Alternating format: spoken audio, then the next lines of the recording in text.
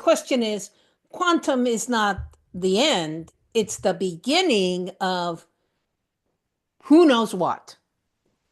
Sounds like you read my book already. No, I haven't, but because I believe that think of the mind as not being quantum, the mind being math, and this math is more primitive.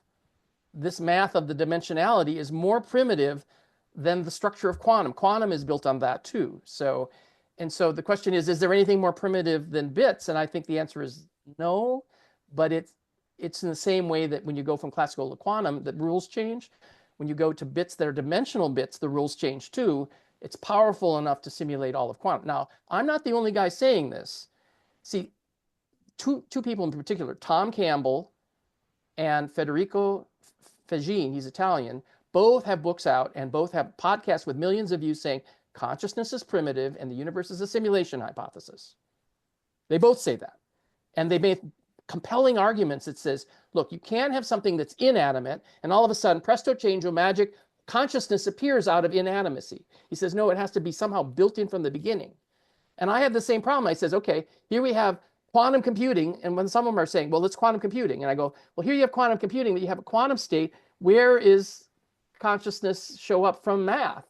And it's the same problem, just one level deeper. And I go, and all of a sudden this awareness literally talks to me and says, that's because we are conscious at the level of bits, at the mathematical level of bits. And people down, and so this is not a new concept. The yogi has been saying is consciousness is primary, everything else. Yes. So modern physics is finally caught up with this. And the only difference is, I said, here's the root of consciousness, and it's tied to the mathematics that we've been trying to unravel at the physics level. And it includes this subjective level now too. And so look at Tom Campbell and at Federico Fagin. They both have millions of views on podcasts for their work. And this all of a sudden is a mechanism to say, oh, consciousness could be built in. So everything can be conscious. Even empty space-time can be conscious because it's quantum foam that's built out of these primitive mathematical structures. So Existon. Existon is a beautiful, beautiful name. Yeah, I do like that. Do you know it's French? No. New existant. It's the verb for we exist. And so in my book, I talk about how the mind has to be both a noun and a verb. And I use the term verb noun. So this word existant is a verb noun, even though I didn't expect it to be when it started. That's awesome. So anyhow, this is what I've been doing since we talked.